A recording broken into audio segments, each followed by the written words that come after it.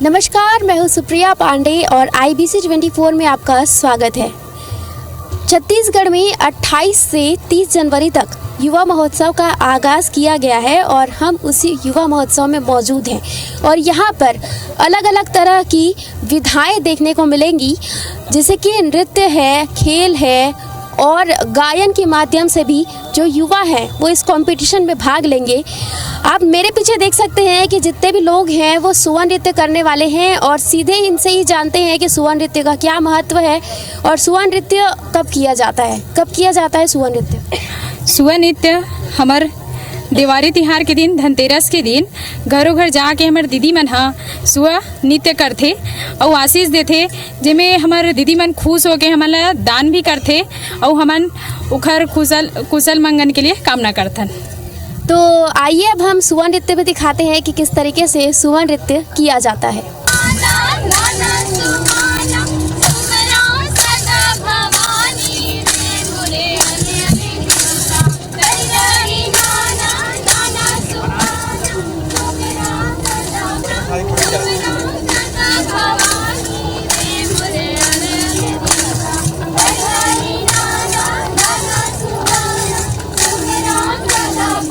तो अभी आपने देखा कि सुवा नृत्य की कितनी खूबसूरती से प्रस्तुति दी गई और आज हम आपको राउत नाचा के बारे में बता रहे हैं। आप देखेंगे कि यहाँ पर कुछ ही देर में ये जो टीम है वो राउत नाचा दिखाएंगी और आप देखेंगे कि कितनी खूबसूरती से राउत नाचा किया जाता है और राउत नाचा का क्या महत्व है ये भी आपको बताएंगे।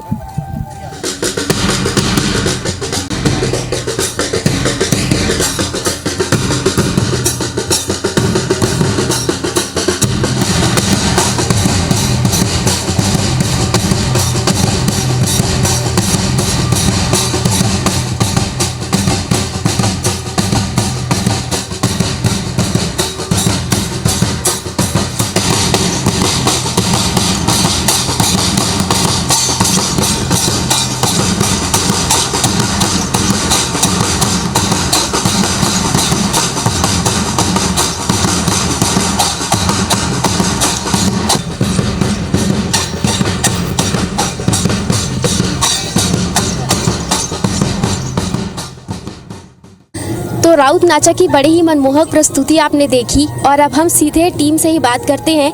आप लोग कहाँ से आए हैं? हम कोरिया से हैं। आप लोगों ने राउत नाचा प्रस्तुत की है, किस तरीके से राउत नाचा किया है और ये जो आप लोग सामान रखे हुए हैं, जैसे कि ये वाद्य यंत्र की बात करें या फिर ये इस तरह की छड़ी की बात करें, तो इसका क्या महत्व है? दिवाली के बाद जो गोवर्धन पूजा होती है वहीं से ही राउत नाचा की शुरुआत होती है, ऐसा कहा जाता है। जी, यह राउत नाचा दीपावली के 1 महीने पूर्व मतलब इसका इस्तेमाल मतलब बजाते हैं और सब करते हैं, मनाते हैं त्यौहार, वही है राउत नाचा। और जो बोले कि ये छड़ी उड़ी, इसका श्रेय हम लोग अमित शर्मा जी को देते हैं जो हमको यह प्रदान करने में बहुत सहयोग किए हैं। इस महोत्सव में आकर के कैसा लग रहा है? मेरे को बहुत अच्छा लग रहा है कि हमें रायपुर आने का मौका मिला। हम लोग को संभाग से, कोरिया ज़िले से हम लोग का ये राउत नाचा सेलेक्ट हुआ। तो जैसा कि आपने देखा कि ये जो तमाम लोग हैं ये कोरिया ज़िले से आए हुए हैं और इन्हें युवा महोत्सव में आकर के काफ़ी खुशी हो रही है। अब चलिए हम आपको आगे लिए चलते हैं।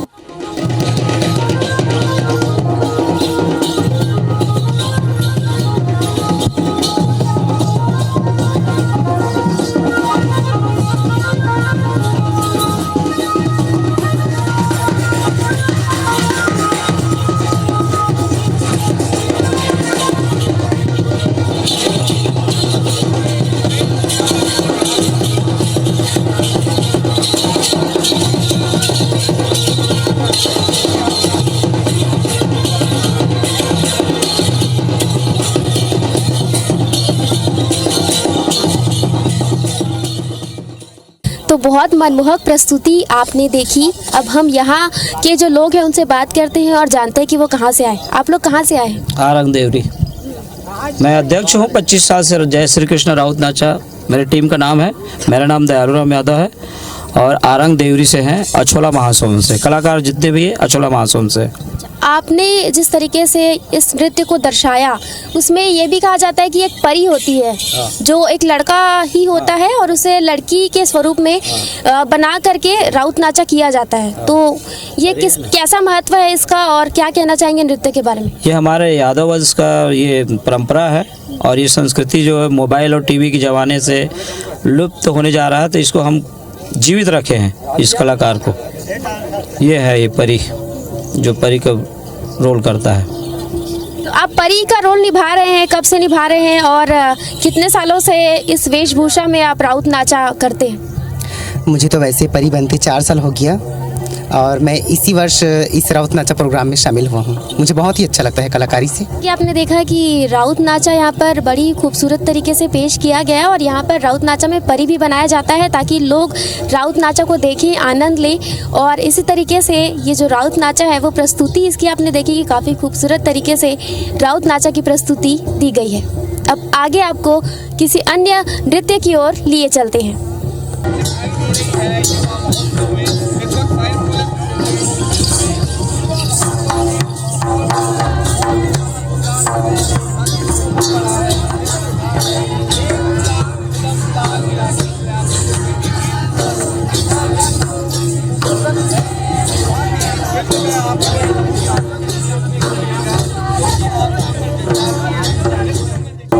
अब हम आपको कर्मा नृत्य दिखा रहे हैं। ये कर्मा नृत्य जो कर रहे हैं वो जशपुर से आए हुए हैं और आप सीधी तस्वीर देखेंगे इस नृत्य में आदिवासी संस्कृति की एक छटा देखने को मिलेगी।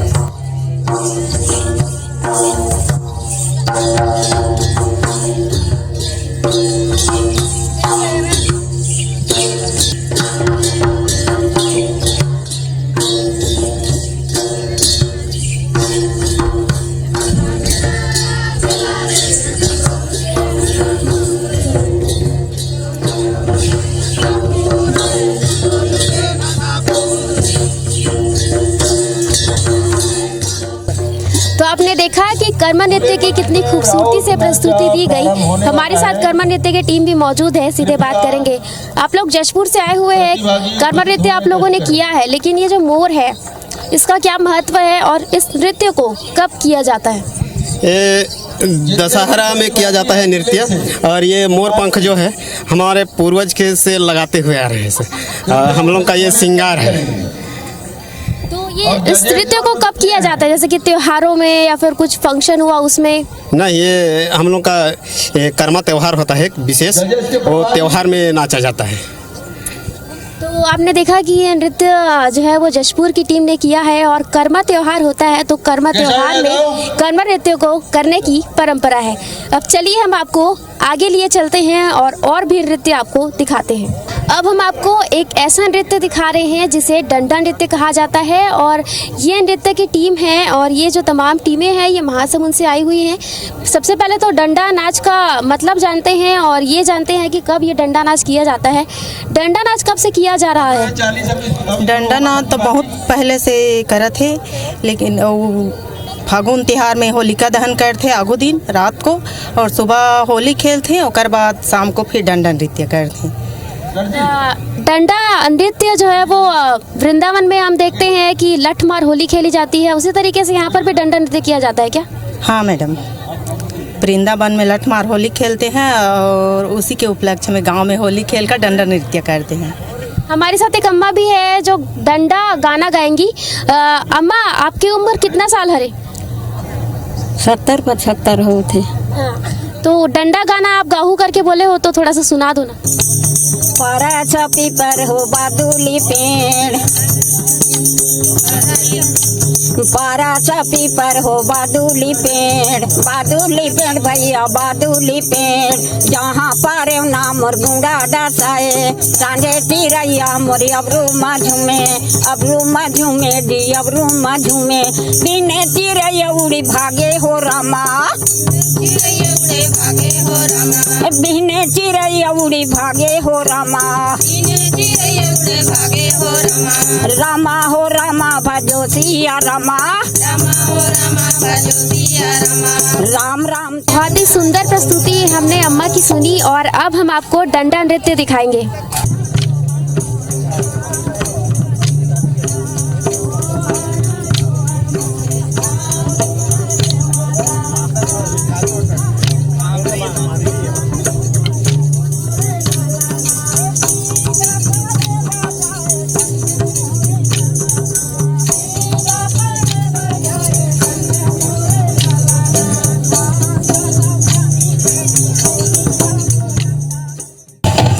आपने देखा कि डंडा नृत्य किस तरीके से किया जाता है। डंडा नृत्य एक तरीके से डांडिया का ही एक स्वरूप है और आपको बता दें कि ये जो महिलाएं हैं ये महासमुंद से आई हुई है और डंडा नृत्य की प्रस्तुति इन्होंने बखूबी काफ़ी खूबसूरती से की है।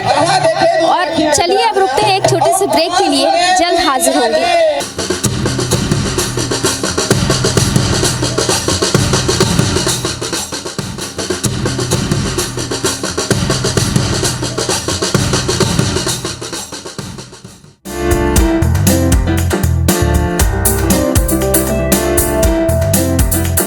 ब्रेक के बाद आपका फिर से स्वागत है IBC 24 की इस खास कार्यक्रम में। इससे पहले आपने देखा कि तमाम जो लोग हैं वो नृत्य के माध्यम से अपनी संस्कृतियाँ दर्शा रहे थे। महासमुंद जिले का नृत्य अलग है, बस्तर का नृत्य अलग है, इसी तरीके से तमाम जिलों का नृत्य अलग अलग है, अलग अलग विधाएँ हैं उनकी।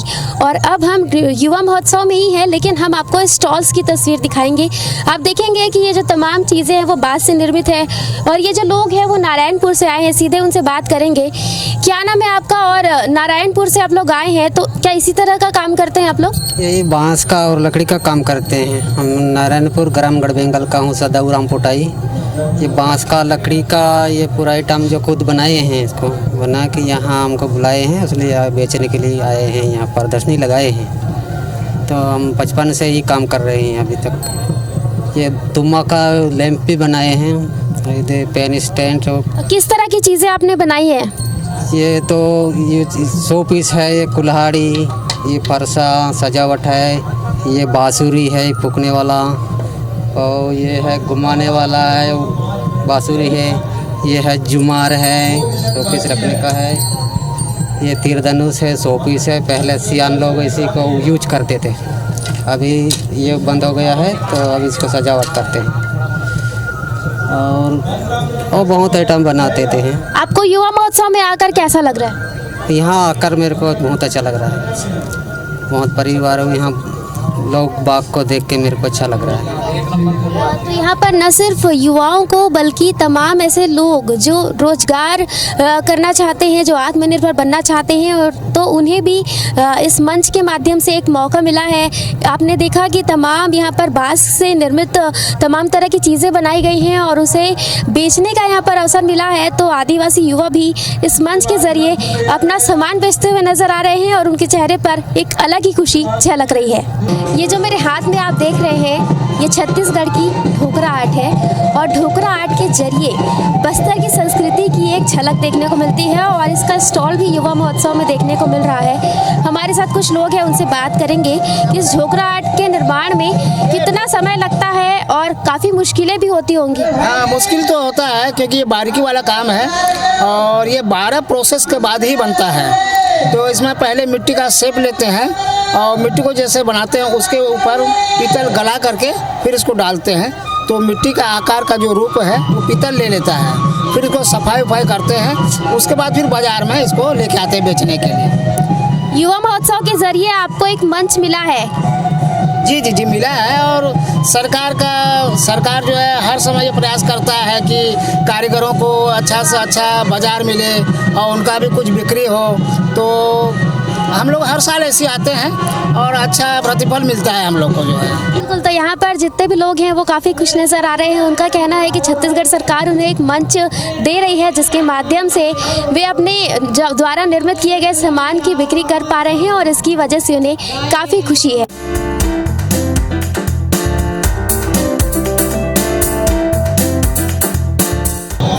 महज एक नंबर है। ये बातें प्रूफ कर दिखाई है 84 साल के आरपी शुक्ला ने।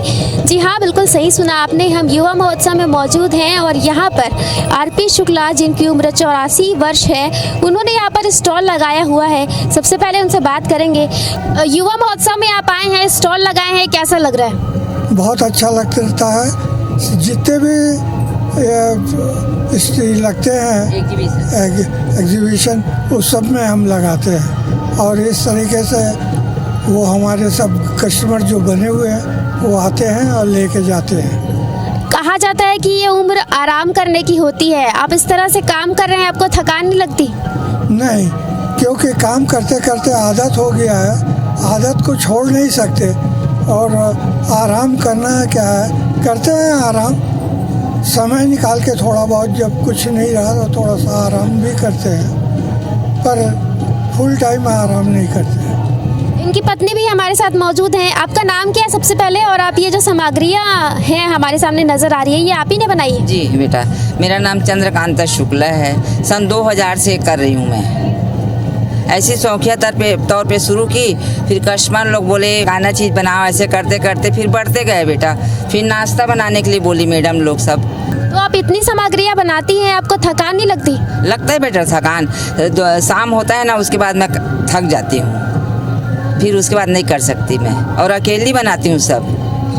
कि इनकी हिम्मत देखिए कि किस तरीके से यहाँ पर एक बुजुर्ग दंपति द्वारा घर से निर्मित ये सामग्रियाँ हैं। और आप देखेंगे कि यहाँ पर युवा महोत्सव में इनका स्टॉल लगा हुआ है, तो हम चाहेंगे कि आप भी इन्हीं से जो सामग्रियाँ हैं वो खरीदें, ताकि इनका भी मुनाफा हो और इनकी मेहनत बेकार न जाए। युवा महोत्सव में तरह तरह के नृत्य की झलकियाँ आपको देखने को मिल रही है और अभी हम बस्तरिया नृत्य आपको दिखाएंगे।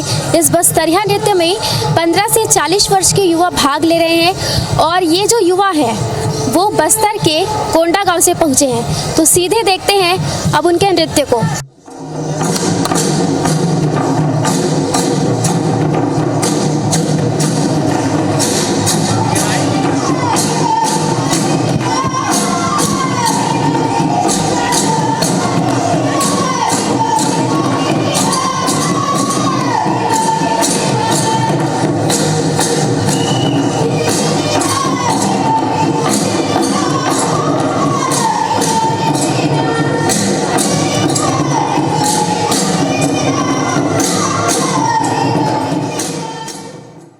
अभी जिस नृत्य को आपने देखा, ये बस्तर संभाग के कोंडा गांव का नृत्य है। इसे जानते हैं कि ये कौन सा नृत्य है। सबसे पहले तो ये बताइए कौन सा नृत्य है और इसे कौन से मौके पर किया जाता है? हाँ, ये है बस्तर संभाग का बस्तर संस्कृति नृत्य बोलते हैं। जैसे कि इसको जैसे कहीं महोत्सव होता है या तो कुछ उत्सव होता है, शादी में भी होता है, जहाँ भी महोत्सव होता है वहाँ पर इसको किया जाता है। ये पहना है आपने?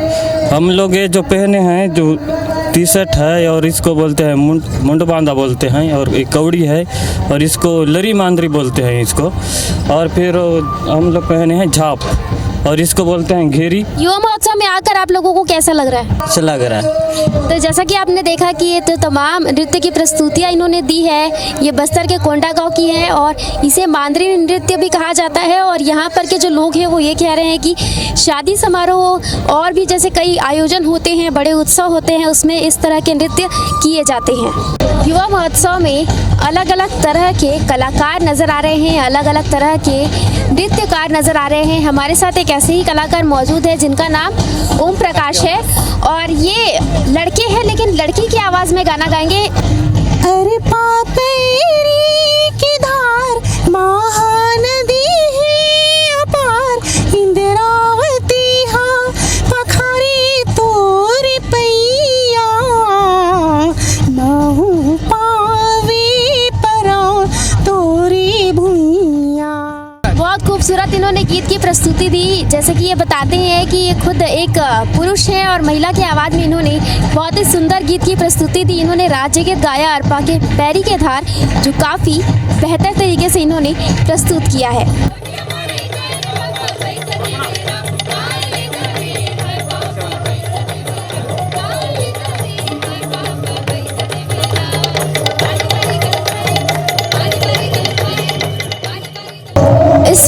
हमारे साथ खैरागढ़ की टीम मौजूद है और इस टीम ने बस्तरिया रैला नृत्य की प्रस्तुति की है। सीधे इनसे बात करेंगे।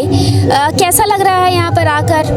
बहुत अच्छा लग रहा है। सर्वप्रथम तो मैं छत्तीसगढ़ शासन आदरणीय भूपेश बघेल जी को बहुत बहुत धन्यवाद देता हूँ कि उनके कारण हमको ये मंच प्राप्त हुआ। युवा महोत्सव के माध्यम से हम सब कलाकारों को एक बहुत सुंदर मंच प्रदान हो रहा है और हमारी प्रतिभाओं को आगे बढ़ाने का एक मौका मिल रहा है। बस्तर हम लोग पढ़ाई के उस हिसाब से जानते हैं, वहाँ के जो महिला हैं वो परब नृत्य करते हैं जिसमें पुरुष वाद्य यंत्र का ताल देकर सपोर्ट करते हैं।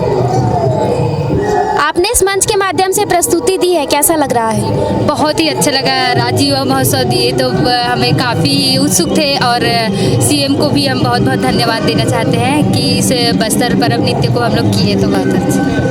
तो जैसा कि आपने सुना कि यहाँ के जो युवा हैं वो काफ़ी खुश नज़र आ रहे हैं। उनका कहना है कि भूपेश सरकार ने उन्हें एक मंच प्रदान किया है जिसकी वजह से उन्हें काफ़ी खुशी हो रही है, अपनी कला को दिखाने का एक मौका मिल रहा है। IBC 24 के खास कार्यक्रम में बस इतना ही। अब मुझे दीजिए इजाज़त और देखते रहिए IBC 24। कैमरामैन किशोर गोस्वामी के साथ सुप्रिया पांडे, IBC 24 रायपुर।